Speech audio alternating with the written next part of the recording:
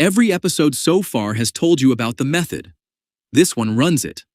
11 real candidate texts written in the centuries before Christ. Every one of them gets put through the same two-step filter. Every text in this series has to survive. Is it actually complete? And does it clear the three-axis scoring bar on theological alignment, Christological or divine focus, and moral teaching density? No hand-waving today. We show the pass, we show the cuts, and we explain exactly why each one landed where it landed, including one very popular text that gets cut for a reason that might surprise you, and two texts that pass everything and still don't make the final list. This is Beyond the Bible, Part 1, the BCE filter. Quick aside before we get back to elimination logic. Tobit is the only book in the entire Bible and Apocrypha where a dog actually tags along as a character. So they went forth both, and the young man's dog with them, and later, on the way home, the dog went after them. He's never named, he doesn't do anything plot critical, the author just includes him twice, like a small true-to-life detail nobody asked for. It's from Tobit 5:16 and 11:4, the same book we already scored today. Small detail, but it's exactly why this material is worth reading directly instead of skipping straight to the star ratings. 2,000 years later, a very good dog is still in there. Quick bridge from episode 4b. That episode was history. How these books entered some Bibles and not others. Today is a different question entirely. Not who included what, but does each text clear our own rubric on its own terms? And a quick reassurance before we start cutting things. None of this is a verdict on any tradition's faith. This is source triage, the same filter applied the same way to every candidate, before any of the 9 groups even show up in the conversation. Step 3 is the easy gate. Does a complete text actually survive? Or are we only working from quotations in later writers? If it's fragment only, it's excluded here for lack of a complete text. Not scored, not judged on content, just set aside as we don't have enough of it to evaluate. Good news for today's BCE pool. Almost everything survives whole. One text gets flagged for a related but different completeness problem, and we'll deal with it directly in a few minutes. This gate matters a lot more once we get to the AD era material next time. Patristic era lost gospels, known only from quotation, are where this filter really does its work. 3 axes, and this is the part worth writing down. Theological alignment against the baseline reading specifically, not against any one tradition's doctrine, since that would be circular. Christological or divine focus. How much of the text is actually about God or Christ versus being background material? And moral teaching density, real ethical instruction versus narrative padding. The cut rule is strict on purpose. 60% on every single axis, no exceptions, no averaging your way past a weak spot. A text that's spectacular on 2 axes and mediocre on the 3rd still fails. That's what makes the rest of this episode fair. Every cut we're about to show you follows this same rule, applied the same way, every time. Here's the full field. 11 texts, all written in the centuries before Christ, all candidates for the BCE Apocrypha layer will eventually score against all 9 groups. Every one of these gets the exact same treatment. No favorites, no exceptions. Let's start cutting. This one's worth slowing down on, because it's cut for a completely different reason than everything that follows. The Testaments of the 12 patriarchs is full of real, substantial moral instruction. 12 deathbed speeches, each one a father's final wisdom to his sons. If we scored it on content alone, it might do quite well. But we can't confidently score it, because we can't confidently say what it is. The surviving manuscripts show extensive Christian reworking layered onto a Jewish original, and specialists still debate where one ends and the other begins. That's a step 3 problem, not a step 4 problem. We're not judging the content, we're saying the text itself is too entangled with later editing to isolate and score fairly. If any cut today deserves a beat of respect, it's this one. Warren Enoch is quoted approvingly in Jude. We covered that back in an earlier episode. It's influential, it's ancient, and on 2 of our 3 axes it does just fine. Divine focus and moral density both clear comfortably. But theological alignment drops to 52%, under our 60% floor, because so much of the book runs on the Watcher's narrative. Angels descending, marrying human women, fathering giants, a cosmology that goes considerably further than what Genesis 6 itself actually says on a baseline reading. That one axis failing is enough. Our rule doesn't average around a weak spot, even for a text this important. Influential and scriptural turn out to be two different questions. This book answers yes to one and no to the other by our rubric. Jubilees retells the Genesis and Exodus narrative, so on the surface it looks like a natural companion to the baseline text.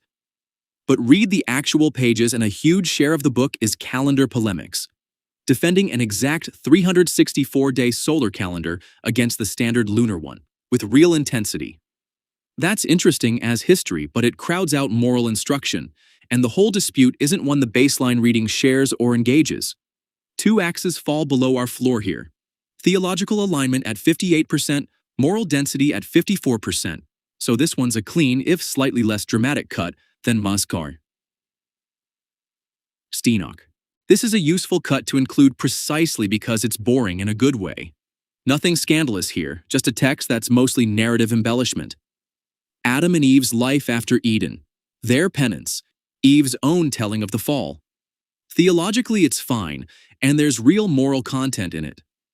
But divine focus, how much of the text is actually centered on God, drops to 48%, because such long stretches are about the couple's own grief and ritual rather than God's action or presence. That's the axis doing exactly its job. This text passes 2 out of 3, and it still doesn't qualify because our rule doesn't let 2 strong axes cover for 1 weak one. 7 texts clear every axis. Tobit, Judith, Wisdom of Solomon, Sirach, Baruch, with the letter of Jeremiah, and both 1 and 2 Maccabees. Every single one of these, by our own rubric, is a legitimate candidate to carry forward into actual scoring. But, and this is the twist coming next, clearing the star bar isn't actually the last word for 2 of these 7. Here's a genuinely important wrinkle in the method.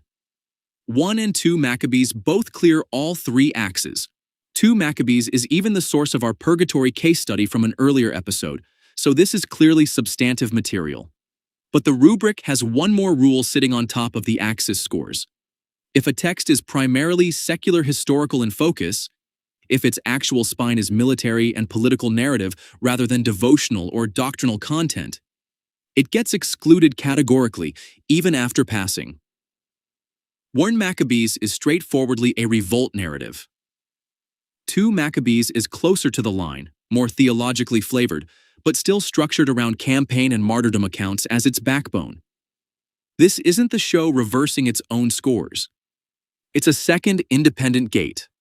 Content can be genuinely valuable and still not function as devotional scripture. This is a structural call, not a hidden rescoring. Here's where the dust settles. 11 candidates in, 5 out the other side. Tobit, Judith, Wisdom of Solomon, Sirach, and Baruch with the letter of Jeremiah. These 5 are what actually carries the BCE Apocrypha layer once we start scoring real topics against all 9 groups. The arithmetic. 11 in, 4 cut. On content or completeness, 2 more cut on the secular historical rule despite passing everything else. 5 remain. Every step of that math happened on screen, with reasons attached. That transparency is the entire point of doing this episode before Season 1 starts. Don't just take the percentages on faith. Here's the actual prose behind 3 of the 5 survivors. Tobit 4:15, the negative golden rule, stated plainly centuries before it echoes through the Gospels. Sirach 44:1, let us now praise famous men. One of the most recognized opening lines outside the 66-book canon, because it is proverb and wisdom writing, in the same register as the rest of that tradition. And Wisdom of Solomon 3:1 again, which we quoted once before. It earns its place on this list precisely because it reads completely at home next to a psalm. This is the payoff of the whole rubric. These aren't abstract percentages. They're real, quotable, substantive religious writing. Quick one, and we'll keep it short since episode 4a already covered this. The Book of Mormon has its own version of the BCE and AD split. This episode has been running on all along. 3 Nephi 11 through 28 is the hinge, the resurrected Christ's visit to the Nephites and Lamanites in the Americas.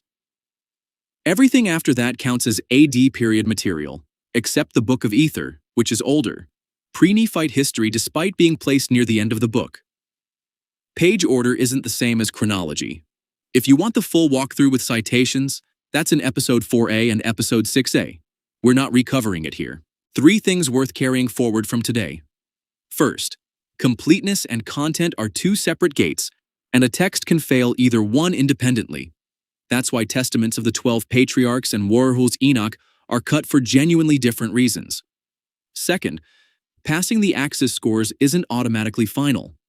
The secular historical rule shows the method has structural guardrails beyond raw percentages. Third, and maybe most important, every single exclusion today came with a stated, specific, on-screen reason. That transparency is the actual point of running this episode before any group scoring begins.